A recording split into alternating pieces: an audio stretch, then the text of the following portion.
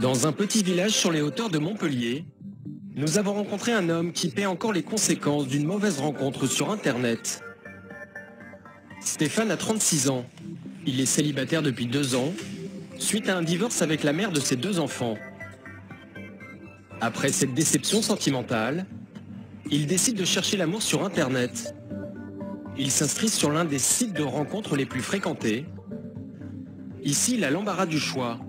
205 millions de célibataires sont inscrits. Hommes ou femmes, de tous âges et du monde entier, disent tous vouloir trouver l'amour. Très rapidement, Stéphane fait la connaissance d'une jeune fille qui va bouleverser sa vie. Elle s'appelait Marika, elle avait 30 ans, elle était de Russie. C'était la femme qui est inaccessible ici, quoi. Donc on se donne au jeu. À peine guéri d'une peine de cœur, Stéphane est prêt à croire à tout. Au bout de quelques jours, il franchit une étape et devient ami avec Marika sur le réseau social Facebook. Comme tout le monde, sur son compte, Stéphane dévoile sa vie privée et publie de nombreuses photos de lui, de ses enfants et de ses voyages. Toutes ces informations ne sont accessibles qu'aux personnes qui l'acceptent en ami. En ouvrant son espace personnel à Marika, il lui donne accès à son intimité. Pendant 2 mois, Stéphane se dévoile chaque jour un peu plus. Les 2 tourtereaux virtuels finissent par dialoguer par webcam. Ça a été la première vidéo que j'ai reçue. La toute première vidéo. La jeune femme est très séduisante et souriante. Elle est toujours en compagnie de son chien, avec qui elle se montre très affectueuse. Et comme si ça ne suffisait pas, parfois Marika porte des tenues légères, laissant apercevoir un décolleté plutôt avantageux. Ces vidéos, ce sont des armes de séduction très efficaces. Stéphane tombe amoureux. Puis on est un peu aveugle au début quand on se met sur Internet. Moi j'étais un peu novice là-dedans. Donc vous voyez ça tomber, vite c'est le cadeau qui tombe du ciel, quoi. Rapidement, le couple envisage de se rencontrer. Stéphane organise alors un week-end à Paris, dans un parc d'attractions, pour un montant de presque 1 000 €. Mais ce séjour n'aura jamais lieu. Je monte à Paris pour aller à l'aéroport, la chercher. Et le matin, je reçois un message en disant qu'elle n'a pas pu monter dans l'avion parce que la douane l'a arrêtée. Elle a voulu sortir du territoire avec des bijoux de famille. Et apparemment, en Russie, c'était interdit. Et je reçois carrément un papier de la douane. Soi-disant, elle était en cellule et il fallait qu'elle paye si elle voulait ressortir de là, quoi. Dans l'affolement, vous trouvez vite un Western Union, vous faites un virement. Ce jour-là, Stéphane envoie près de 2 000 €. Plus tard, Marika trouvera un autre prétexte pour réclamer de l'argent, 3 350 € cette fois. Au total, Stéphane dépense plus de 8 000 € pour cette femme virtuelle. Amoureux, il ne se doute de rien. Et puis un jour, c'est la douche froide.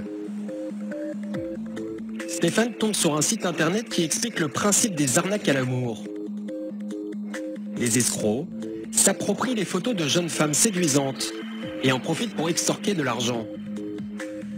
Parmi les exemples, le célibataire reconnaît sa petite amie qui a en réalité plusieurs identités, toutes fausses. Et là, vous tombez des nues. Quand vous tombez sur la page avec les photos, des documents, enfin tout, quoi. On se dit qu'on est le roi des cons, quoi. De se faire avoir si bêtement. Stéphane encaisse le choc, seul, sans en parler à personne. Par honte, il n'ose même pas porter plainte. Il efface tous les messages et veut tourner la page. Mais l'histoire est loin d'être terminée. Quelques mois plus tard, il est contacté par une association. Elles sont nombreuses sur la toile. Elles essaient de repérer les arnaques pour prévenir les victimes. Des photos de Stéphane et de ses 2 enfants circulent sur les réseaux sociaux. Là, c'était pendant l'été, avec ma fille à une fête foraine. à la terrasse de café avec mon fils, là à la maison ici. Ces photos personnelles sont utilisées pour créer des faux profils. Stéphane réalise alors l'étendue de la supercherie. Les escrocs, qui se cachaient derrière Marika, ont profité d'avoir accès à son compte Facebook pour lui voler ses photos. Il est désormais un nouvel appât masculin, utilisé pour piéger des femmes célibataires. Là, il a étudié à l'université de Montréal, il habite à Nice. Il y a plusieurs identités, plusieurs villes. J'habite dans tous les coins de la planète. Au fil des mois, les faux profils se multiplient. Stéphane et Mario, vivant à Neuchâtel en Suisse, mais aussi François Dugarry, exploitant forestier à Montréal, ou encore Jean-Marc Nounours, habitant à Milan. Très vite, les faux Stéphane inondent la toile. La situation devient hors de contrôle et prend des proportions gigantesques. En 1 an et demi, Stéphane détecte pas moins de 4500 faux profils. Pour les repérer, il clique sur cette petite icône d'un moteur de recherche et glisse sa photo. La page de résultats affiche alors la liste des sites internet qu'il utilise. Voilà. Un faux profil moi, avec mes enfants dans le jacuzzi. On voit qu'il est récent, hein, puisque vous voyez, il n'y a que 3 photos dessus, il n'y a aucun ami encore. Hop là, je mets signaler. Envoyer un rapport, signaler que le compte d'Alexandre. Ce journal se fait passer pour moi ou quelqu'un que je connais, donc je mets se fait passer pour moi. C'est suivant la réaction du site. Il y a des jours, ça va être le lendemain, il y a d'autres jours, je vais attendre 3 jours. Et il y en a, ça fait 3 semaines qu'ils y sont, on ne comprend pas pourquoi ils ne sont pas supprimés.